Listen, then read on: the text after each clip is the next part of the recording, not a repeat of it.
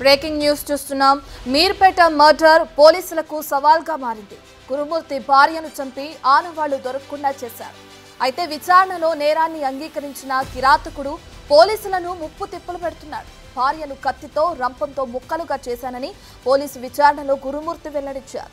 శరీర భాగాలను పడేసిన చోటుకు పోలీసులు తీసుకెళ్లగా అక్కడ ఎలాంటి ఆధారాలు దొరకలేదు. ఈ నెల 14న గురుమూర్తి తన పిల్లలను చెల్లెలి ఇంటి వద్ద వదిలేసి వచ్చాడు. పండుగ కావడంతో గురుమూర్తి ఉంటున్న ఇల్లు మొత్తం ఖాళీ అయింది. అదే అదునుగా భావించిన గురుమూర్తి భార్యను హత్య చేశాడు.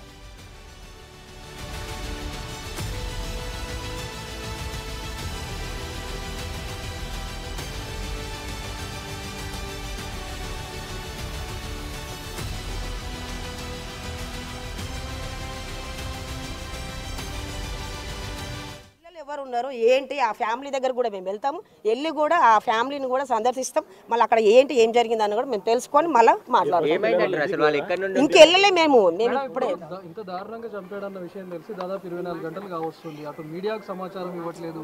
ఇప్పుడు మీరు వస్తే కూడా సిఐ సార్ని అడగండి అని చెప్తా ఉన్నారు. పోలీసుల నిర్లక్ష్యం కూడా కనిపిస్తుంది. అయితే ఇంకొక విషయం కూడా ఏమనంటే ఉంచాల్సినటువంటి అవసరం ఏముంది ఇందులో, ఒక చిన్న క్లూ కూడా ఇవ్వకుండా. అయితే మేము ఇప్పుడు అడిగినాము, అడిగితే మాకు ఏరియా కూడా అది కరెక్ట్ గా నాకు కూడా తెలియదు అని చెప్తారు సార్ వాళ్ళు కూడా. వాళ్ళకు కూడా ఇన్ఫర్మేషన్ కరెక్ట్ లేదని చెప్తారు. మరి అది ఇప్పుడు మీరు మాట్లాడిరా అసలు ఏం జరుగుతుంది, వాళ్ళు ఎక్కడి నుండి ఉంటారు, వాళ్ళ ఫ్యామిలీకి సంబంధించి ఇంకా ఫ్యామిలీ దగ్గరికి వెళ్ళలే మేము. ఇక్కడ పిఎస్కే తెలియగానే పొద్దున్నే ఈరోజు 10:30కి మా ఫ్రెండే ఫోన్ చేసి ఇట్లా వచ్చింది అక్కడ న్యూస్ అనేసరికి అందరం మాట్లాడుకొని ఇక్కడ మీర్పేట పిఎస్కి రావడం జరిగింది.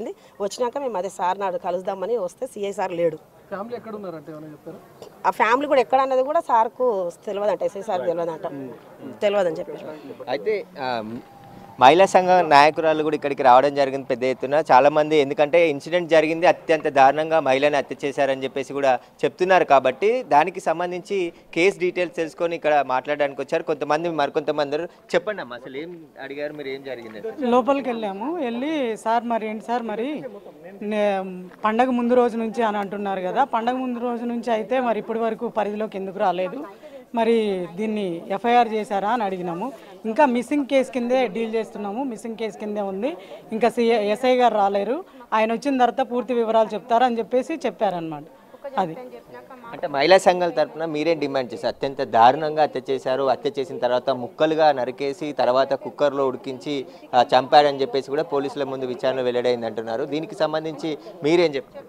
పోలీసుల ముందు విచారణ అయింది అనడానికి ఇక్కడ మాకు కరెక్ట్ సమాచారం లేదు. పోలీస్ స్టేషన్ దగ్గరికి వచ్చాము. పోలీస్ స్టేషన్ దగ్గరికి వస్తే ఇంకా మిస్సింగ్ కేసు కింద డీల్ చేస్తున్నాం అని చెప్పారు. కానీ ఇది మిస్సింగ్ కేసు అయితే కనుక ఆ పాప ఎక్కడుందో తొందరగా తీసుకురావడానికి పోలీసులు ప్రయత్నించాలి. లేని ఎడల నిజంగా అనుకున్నట్టు ఇది అదే విధంగా జరిగింది అంటే కనుక ఏదైతే దారుణంగా ఆ పాపను చంపారో అదేవిధంగా ఆ పాపను కూడా మనం చిత్రహింసలు పెట్టిన తర్వాతే రిమైండ్ చేయాలని చెప్పేసి మా యొక్క డిమాండ్ అండి. ఎందుకంటే ఇట్లాంటి విషయం మళ్ళీ ఇంకొకటి వేరే ఆడపిల్లకి రావద్దు. ఈ పరిధిలో ఉన్న విషయాలు మనం ఒకదానికి ఒకటి చూపిస్తున్నాం దారి ఏంటి, మట్లి ఇట్లాంటివి జరగకూడదని. మళ్ళీ ఇట్లాంటిది వెలుగులోకి వస్తుంది. ఇట్లాంటిది రానికోకుండా చట్టం పూర్తి కఠినమైన చర్య తీసుకోవాలని చెప్పేసి మేము డిమాండ్ చేస్తూ ఉన్నాం. అమ్మాయి కుటుంబ సభ్యులతో మీరు మాట్లాడారా? ఏమంటున్నారు? ఇంకా కుటుంబ సభ్యుల వరకు వెళ్ళలేదండి. ప్రస్తుతానికి విషయం ఏంటో తెలుసుకుందామని మేము యూట్యూబ్ ద్వారా మనకి టీవీల్లో కూడా ప్రచారం అవుతుంది. ఇట్లా కొంతమంది మీడియా మిత్రులు కాల్ చేస్తే కూడా అవును మీర్పేట పిఎస్లో ఇది జరిగిందని చెప్పారు. అదేవిధంగా మేము ఇక్కడికి కనుక్కోవడానికి రావడం జరిగింది. ఇక్కడికి నిజంగా ఇది ఎంతవరకు నిజం అనేది ఇంకా కొద్దిసేపట్లో మనం తెలుసుకోవాలి. మీరు చెప్పండి అమ్మా. మహిళల మీద ఇట్లా జరగడము, భార్యాభర్తల విషయం ఏదైనా ఉంటే సమస్యగా మాట్లాడుకోవాలి, పెద్ద మనుషులు మాట్లాడుకోవాలి, వదిలించుకోవాలని. ఇద్దరు పిల్లల్ని ఉంచి ఆడదాన్ని ఇట్లా చంపి నరికి ముక్కలు నరికి సైకోలు చాలామంది ఉన్నారు.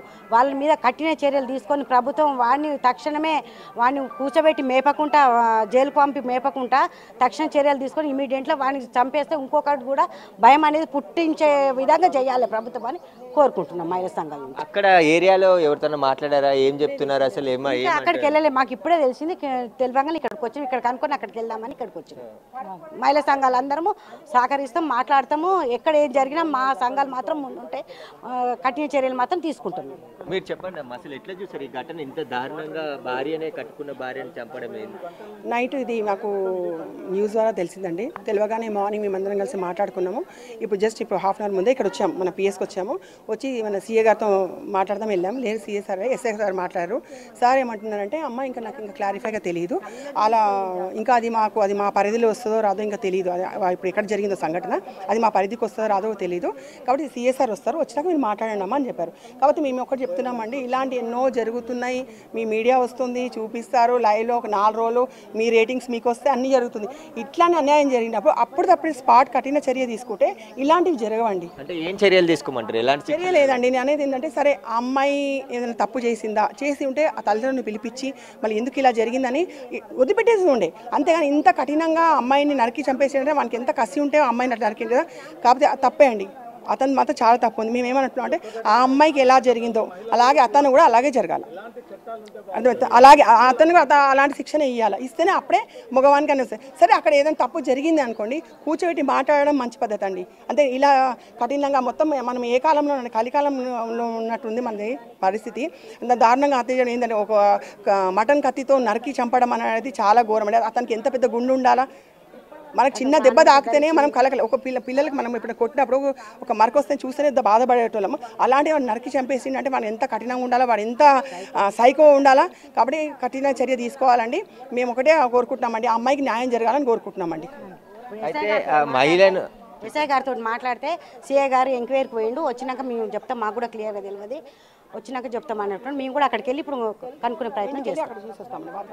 అయితే మహిళను అత్యంత దారుణంగా చంపిన గురుమూర్తిని కఠినంగా శిక్షించాలి వెంటనే, అంటే ఆ కోర్టులో ట్రయల్స్ అట్లా కాకుండా అతన్ని ఉరి తీయాలని చెప్పేసి కూడా మహిళా సంఘాలు డిమాండ్ చేస్తున్నాయి. ఖచ్చితంగా ఈ కేసులో పూర్తిగా లోతైన దర్యాప్తు చేసి ఇంకా ఎవరి పాత్ర ఉందో వారిపైన కూడా చర్యలు తీసుకోవాలని చెప్పేసి కూడా డిమాండ్ చేస్తున్నారు. అయితే మీర్పేట్ పోలీస్ స్టేషన్లో ఈ ఘటన పైన కేసు నమోదు చేశారు. మొదట 18వ తేదీన మాధవి తల్లిదండ్రులు మిస్సింగ్ కేసు నమోదు చేసి ఆ సమయంలో భర్త కూడా గురుమూర్తి ఇదే పోలీస్ స్టేషన్కి రావడం జరిగింది.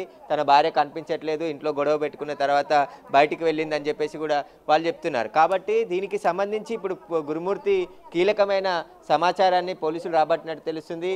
14వ తేదీన గురుమూర్తి మాధవి భార్య మాధవి పిల్లలు ఇద్దరు నలుగురు కూడా సినిమాకి వెళ్ళారు. సినిమా వెళ్ళిన తర్వాత గురుమూర్తి చెల్లెలు బడంగపేటలో ఉంటుంది, ఆ బడంగపేటకి నలుగురు వెళ్ళి అక్కడ పిల్లల్ని డ్రాప్ చేసి ఇద్దరు మాత్రమే 14వ తేదీన ఇంటికి వచ్చారు. ఇంటికి వచ్చిన సందర్భంలో సంక్రాంతి పండుగ జరుగుతుంది కాబట్టి ఆ పండుగ సందర్భంగా చుట్టుపక్కల వాళ్ళు ఆ ఇంట్లో మిగతా పోర్షన్లలో రెంట్కున్న వారంతా కూడా ఆ ఊరికి వెళ్ళిపోవడం జరిగింది.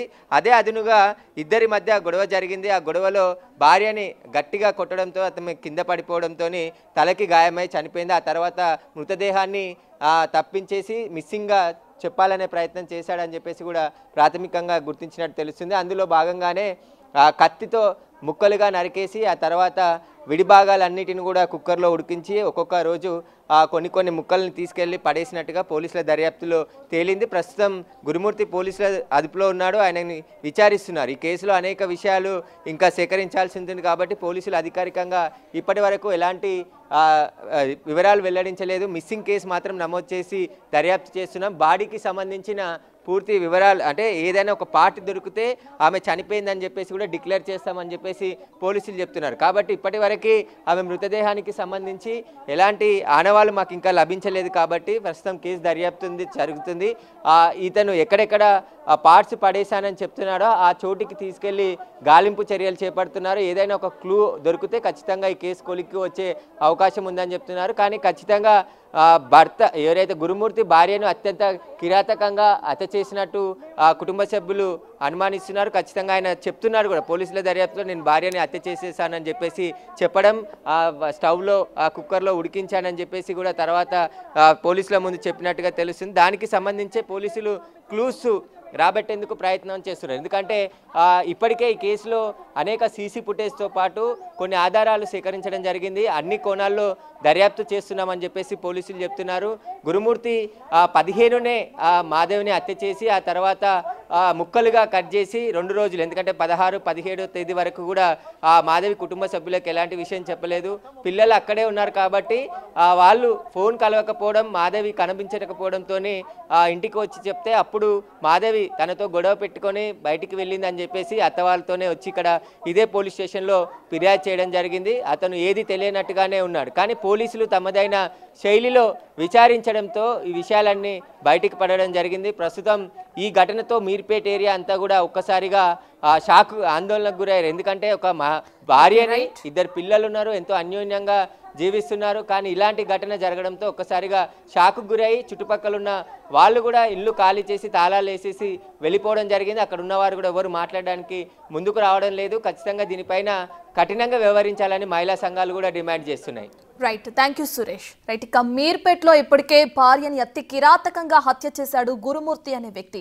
గురుమూర్తి ఇంతకుముందు ఆర్మీలో పనిచేసినట్లు కూడా తెలుస్తుంది. భార్య మీద అనుమానంతోనే హత్య చేసినట్లు కూడా పోలీసుల విచారణలో గురుమూర్తి అంగీకరించినట్లు కూడా తెలుస్తుంది. అయితే ఇప్పటికే ఏదైతే భార్యను చంపి ఆ ముక్కల్ని ఎక్కడైతే పడేశాడో ఆ శరీర భాగాలు పడేసిన చోటుకి పోలీసులు వెళ్లారు. అయితే అక్కడ ఎలాంటి ఆధారాలు దొరకలేదు. నెల 14న ఈ పిల్లల్ని ఇంటికి, తన చెల్లెలి ఇంటికి పంపించేసిన తర్వాత గురుమూర్తి తన భార్యను హత్య చేసినట్లు కూడా పోలీసుల విచారణలో వెల్లడించడం జరిగింది.